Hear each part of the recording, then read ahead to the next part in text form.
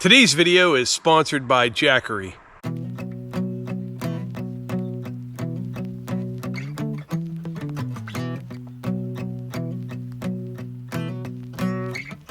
When I was young, my daddy said, gotta keep one eye open in your bed, 'cause there's a time coming when the devil gonna come for you. So my trigger finger, stay prepared. I've got my weapon and I got my prayers, 'cause if you don't run this town, they'll walk all over you. Run out loud, gotta run on. Keep on running till the sun goes down. Run out loud, better run on. Run all day till you can't be found. Run out loud, gotta run on. Keep on running till the sun goes down. You can outrun the devil, but you ain't gonna outrun me. You ain't gonna outrun me. You ain't gonna, you ain't gonna outrun me.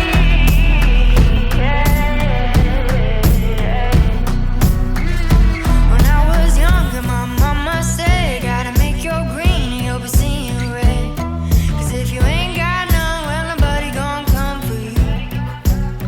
She would tell me tales that would leave me scared, so I made sure to get it through my head.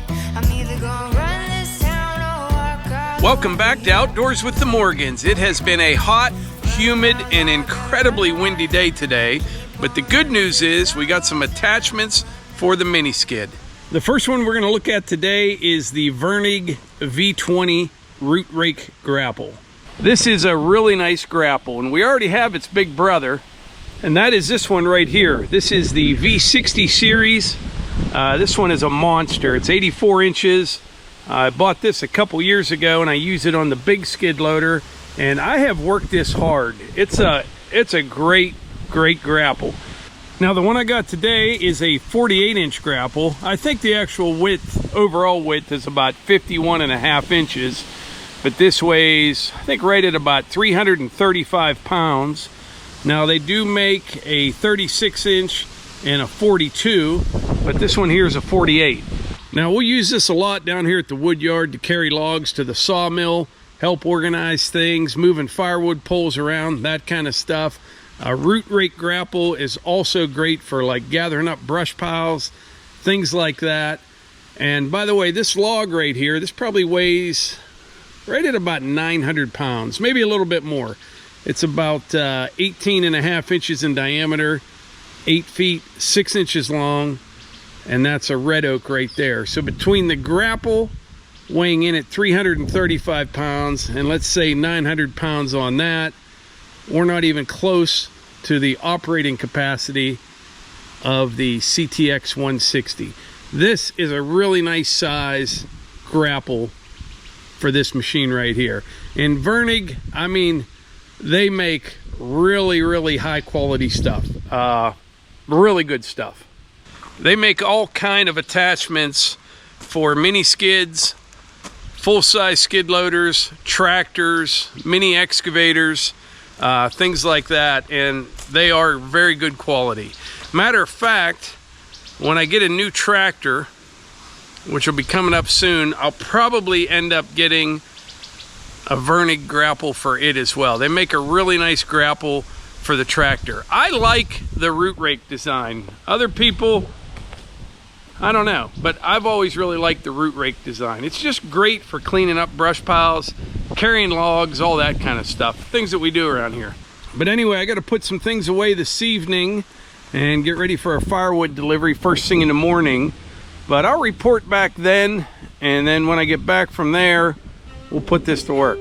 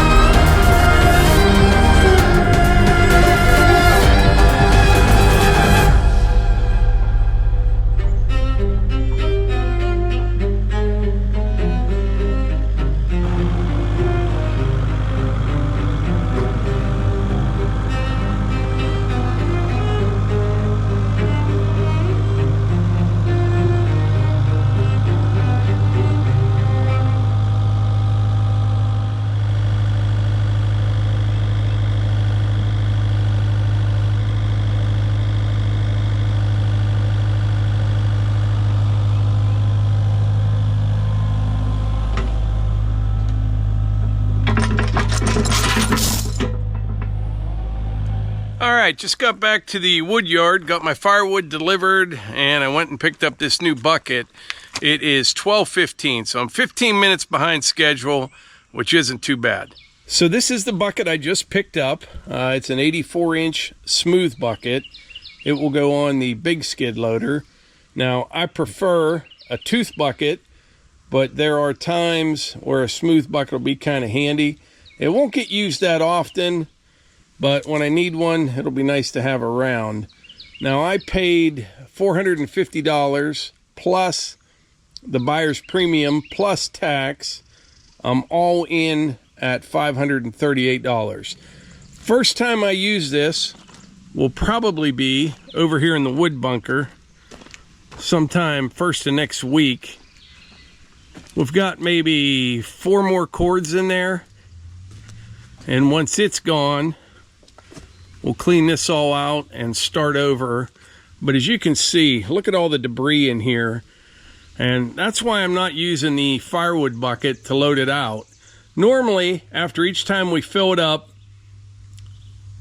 you know, we'll just use the firewood bucket to get everything out, and all that debris doesn't accumulate as much. But if I try using the firewood bucket now, I just get too much junk in the wood. So we've been using the split force. It doesn't take long, just using the conveyor, fire it in the hopper right into the dump trailer, and that way we can deliver nice clean firewood. But once we get this emptied out, I'll use that smooth bucket, scrape it all down, get all that debris out of here, and we'll start filling it up again.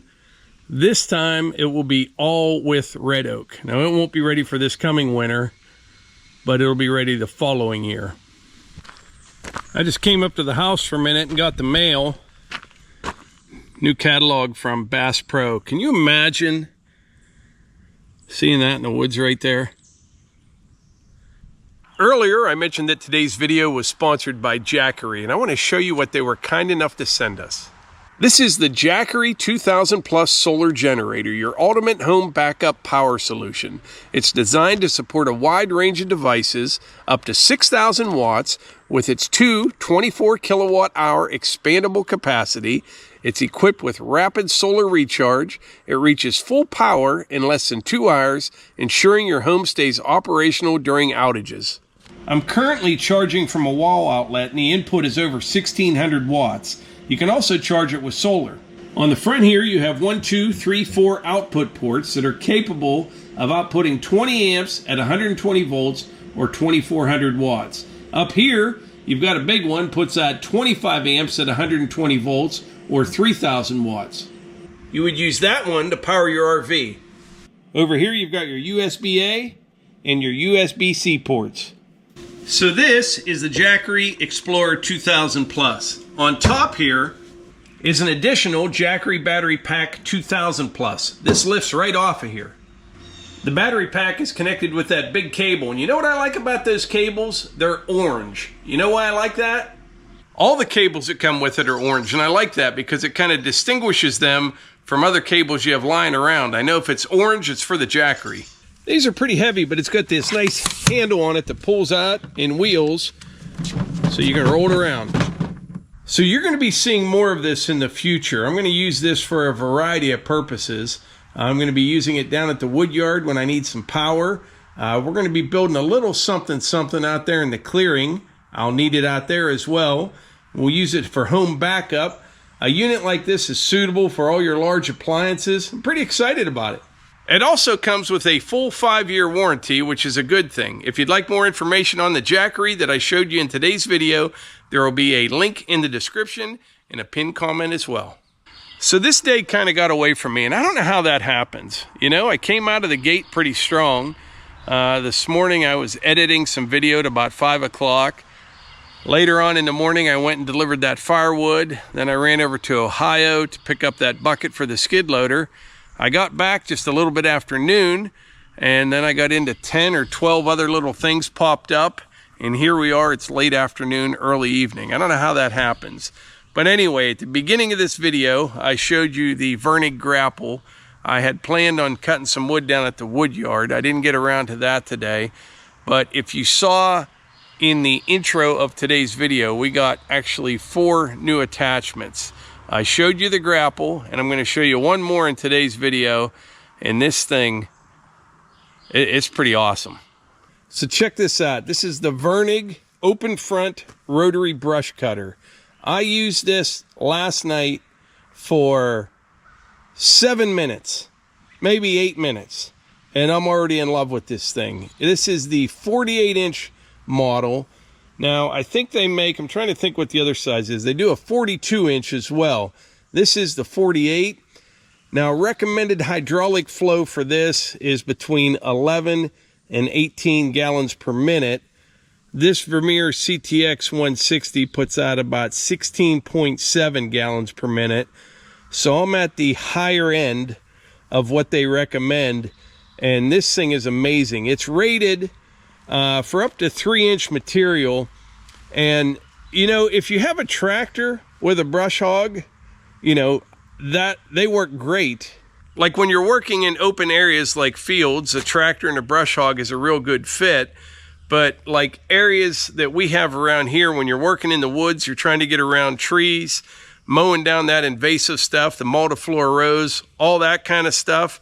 This thing here is a dream machine. Like I said, I ran it for less than 10 minutes last night, and it's phenomenal. It really is. And I was expecting the cut to be about the same as a brush hog and for it to kind of behave the same way. You know, I'm talking about a brush hog on a tractor, but the cut is much better, startup is much smoother, and it handles much larger diameter material easily than any brush hog on a tractor that I ever ran. It works really good.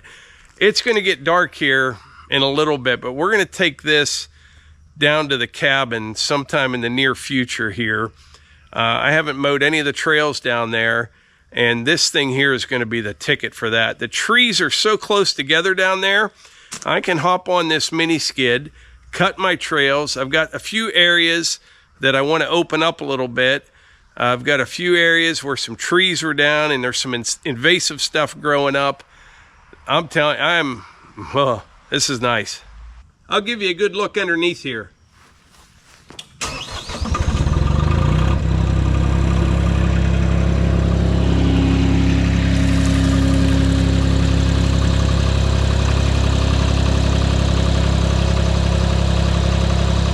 So it's got 3 blades on it, and it's really heavy duty, the entire thing. It weighs 690 pounds.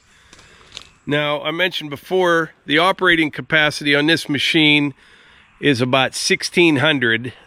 So that 690 is nothing. As a matter of fact, it actually kind of balances the machine out really well, because I've got these counterweights on the back, and sometimes if you're going up a hill without anything on the front, you can kind of feel it. With that, it just balances everything out really nice. Like I said, it's heavy duty. It's got a direct drive Eaton motor on it with relief valves. Has this nice protective shield over top of it. Another nice thing is when you shut her down, it stops in about 10 seconds or less. It has like hydraulic braking. I've seen other ones where you shut her down and it'll spin for 5 minutes. This will stop in 10 seconds or less. Watch how smooth that this starts up. Ready?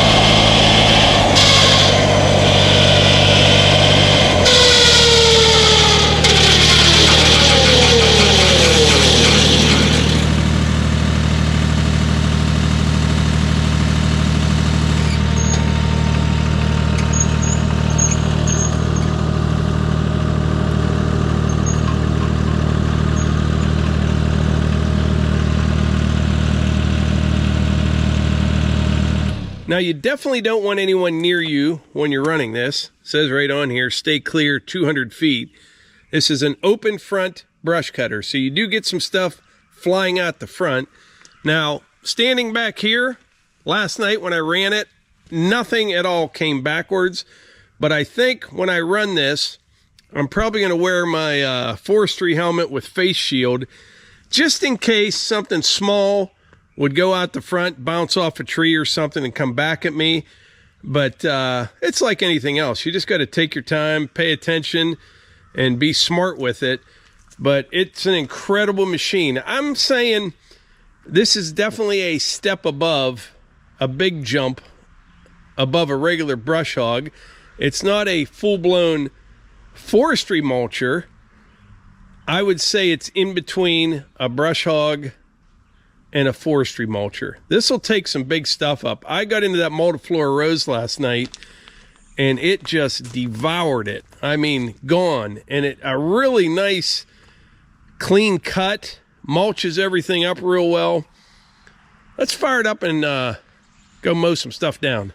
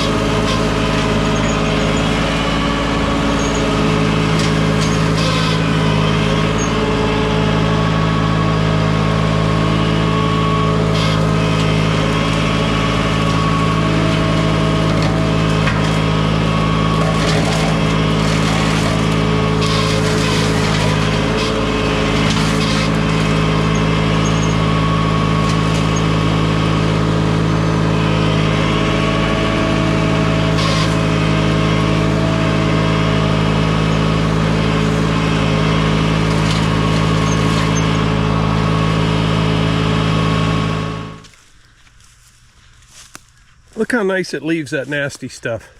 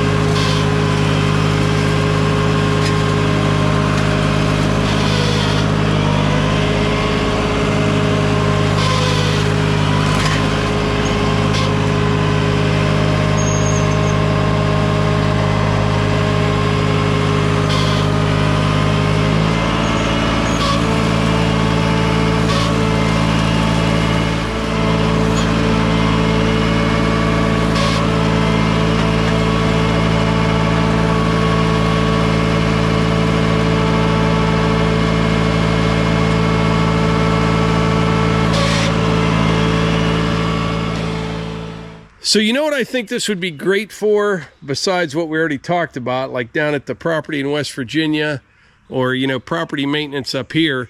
This would be great. Say you're going in to clear a bunch of trees for a building lot or something. You could go in with this, work around all those trees, get all the underbrush out of there, get everything cleaned up, and you could kind of see what you had, and then go to work on the trees after that. But this is just so maneuverable and so powerful. I'm really excited. This is, I mean, the whole setup, the mini skid, this, a lot of people thought I was nuts when I bought this mini skid, but I'm telling you, the more I'm on it, the more I love it. It is just so, it's just easy to get around stuff. You can see everything, and you know, it's not going to replace the big skid loader. There's no way. I'm not going to use it to plow snow in the winter. And I'm not going to be on this for probably more than, the most I will run this at any given time is when I take it down to the cabin and I'm like brush hogging, mowing all the trails. That would be the most I'm on it. A machine like this, you are both the laborer and the operator. You can just hop on and off of it. And this right here, though, this is really, really a game changer. It really is. Usually I don't get too excited about things, but you can probably tell I'm pretty excited about this. And I might have mentioned this when I brought the Vermeer home, but it comes standard with both high flow and low flow. So like this side right here, that's what I run the cutter on. This side right here is for like the grapple. Now up here on the controls, this is your high flow. You just throw that on, it locks on, and the brush cutter is running. For like the grapple, the low flow side, you use this control right here. So I got 4 attachments for the mini skid, plus I already had the forks and the tooth bucket. So far you've seen the forks, tooth bucket, grapple, and brush cutter. 2 more to follow, which will be in another video. But like I said, sometime here in the near future, I need to take this down to the cabin and just spend a half a day getting everything cleaned up, get the trails mowed down. Most of that down there isn't too bad. There is some multiflora rose and some other invasive.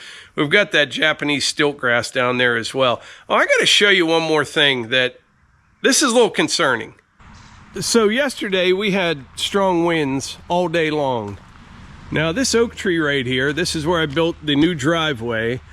I'm getting all the ends of the branches were falling off. And I was concerned that, you know, I got too close to the roots of this tree, that it may be distressed. Because the other thing is, it started dropping all its acorns already, but they're real small. They're not fully developed.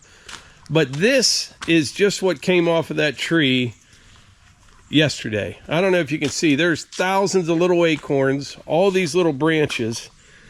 And what happens is, with this tree here, we don't ever park a car under here because you get those little sappy droplets off of it all the time. But you can see where these limbs, how they break off. Now this is strong, and I think what this is, I'm going to have to ask Levi, but those little droplets you get are like the excrement from little bugs that bore into these branches, and then they get weak and they fall to the ground in a windstorm. I think that's what it is. Other than that, the tree looks healthy, but I'm just concerned with it dropping all the acorns already. And I mean, look at this. I don't know. I didn't really get into the roots too much at all. That's why I kind of have that hump in the road right here. I purposely didn't want to do that. Eventually, this tree will have to come down, but we're enjoying it while we can. It's getting all its limbs and weight on the side of the house, you know, towards the house there.